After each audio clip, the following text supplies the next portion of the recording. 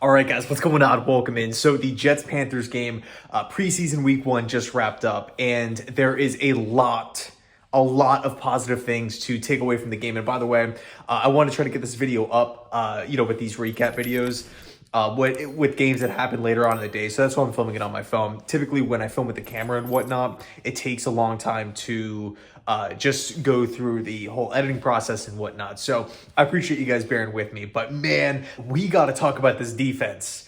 It was so much fun to watch, especially considering no CJ Mosley, no Quincy Williams, no Quinnen Williams, no Carl Lawson or Ahmad Gardner or DJ Reed or Adrian Amos or Tony Adams. There were backups all over the place, but our backups looked like legitimate starters today. Okay, now it's not to say every single player out there is like not going to see the field, right? That's obviously not the case. I mean, Quentin Jefferson was out there, Jermaine Johnson, Will McDonald, Jeremy Sherwood. I felt like had another solid performance. We did have some talented guys out in the field. I don't want to sit here and make it sound like the Jets' third stringers just dominated the Carolina Panthers from start to finish, but. And also an extremely relevant point to bring up here.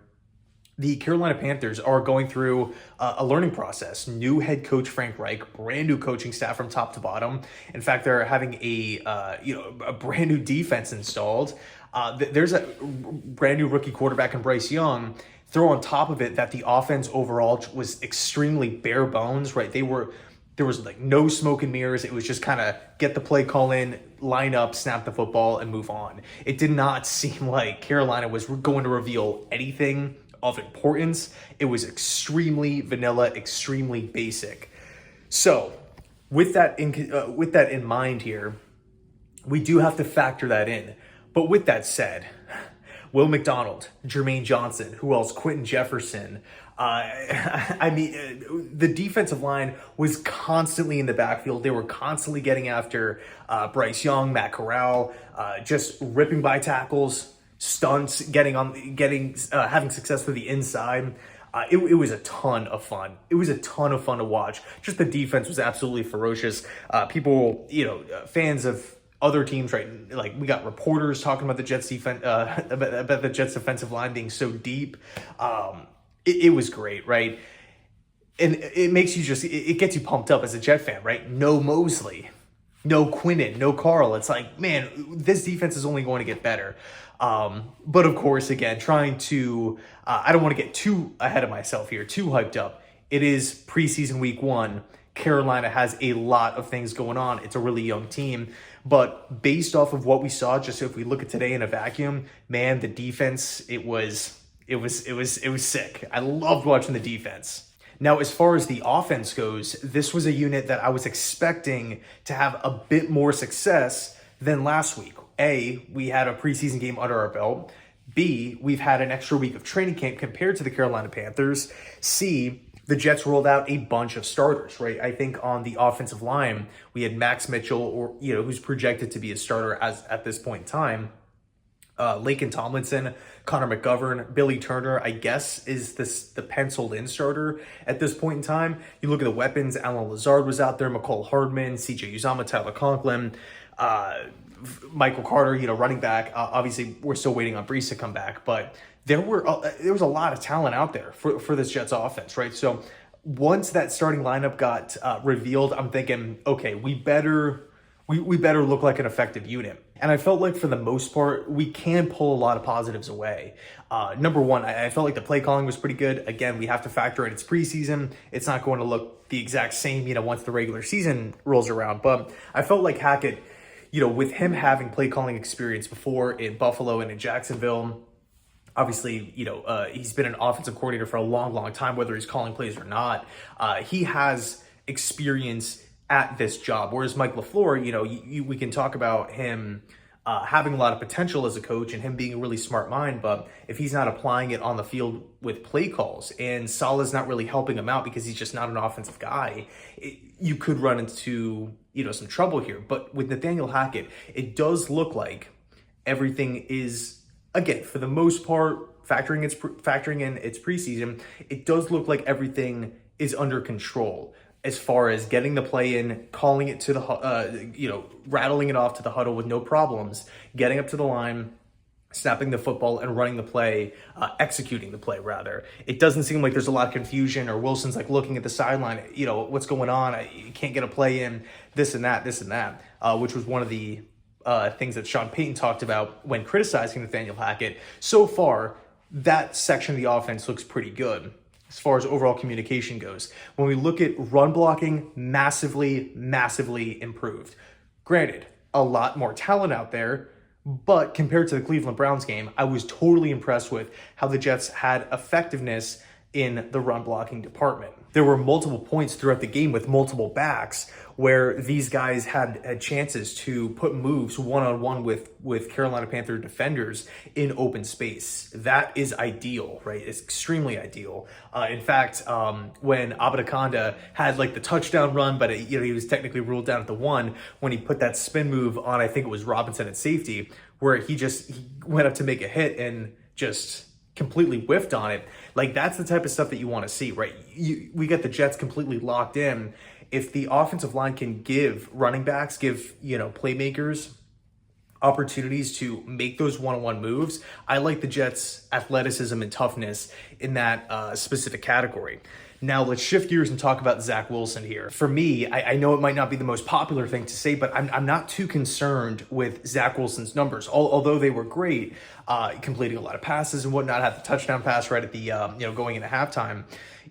Once that Abadaconda TD run got essentially called back, I got to be honest, I'm not too concerned with like the exact details on the result of the play. Like, is the receiver getting his feet in bounds?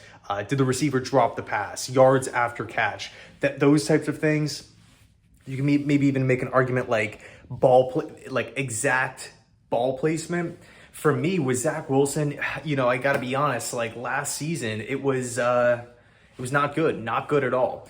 We drafted Wilson with the 2nd overall pick. We're going into year 3, and we're hoping he can be a legitimate and above average backup quarterback. So you don't go from being horrendous to elite in just a few months, in one off season.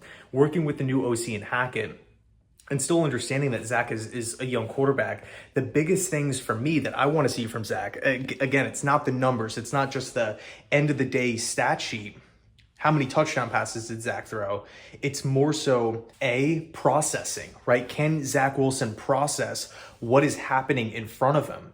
I think if he can go out there and process effectively, and he can go through each given play, we will see success ultimately, right? It might not be today, but again, it's preseason. We're not riding and dying with the result of the game. Because I want to get Zach as comfortable as possible to be the backup quarterback for this team in the event that Rodgers does go down with an injury. I want to have full confidence that Zach can step in and win us a game, right? We're not out of it after one quarter. I think if Zach can go out there and process effectively, if he can go out there and understand what the defense is doing, that is a major step in the right direction. Mechanically speaking, we saw it so many times last year, him throwing from different arm angles, just him looking off balance, his feet not really matching his eyes. And we saw a lot of passes overthrown. We saw a lot of passes hitting the turf, not even getting to the target. And we're talking about screen passes here. Like, this stuff was not good. There were must-win games, and Zach was just airmailing throws, side-arming screens, just flying right past the intended target. So if Wilson can go out there and process what the defense is doing, process each individual play that Hackett is ringing in, and he can deliver passes with the not only just good mechanics, but consistent mechanics time and time again, good things are going to happen in time, right? That's when we're going to see more accurate passes. But I think for me, I just want Zach to play within the confines of the Hackett offense, show steps of progression, right? Or is Zach Wilson bailing out of the pocket early? Is Zach leaving the pocket, leaving clean pockets when he doesn't need to be? Is he hanging in the pocket and being able to go 1, 2, still not feeling good about it? Let me dump it down because I'm starting to feel a little bit of pressure here. If he can do that, then I think again, I can't speak for everybody, and I'm not saying I'm right. This is just what I personally want to see, because I think this is kind of the best approach to get the best version of Zach in this backup role. We need him comfortable within the offense. And I think for the most part today, it wasn't perfect. We did see some errant passes. We did see some moments where when Zach was pressured, the end result wasn't all that great. But again, mechanically speaking, processing information, making good decisions with the football, I think if those three things are pretty much checked off throughout, macro perspective throughout the course of preseason, whether we're talking Hall of Fame game today, Tampa, and then New York, I think Jets fans will have a lot better of a feeling going into the season, where it's not just like, oh man, Zach Wilson is the backup quarterback, A-Rod better not get hurt, because if he does, it's an automatic loss. Ultimately, I just believe that stuff is more important than the numbers, right? I believe it was Matt Barkley today. He went like 15 of 17. He touchdown pass. Matt Barkley looked great, but the foundation is what I want. What I want to see Zach build upon. So overall, I felt like the Jets just looked. They looked like the better team today.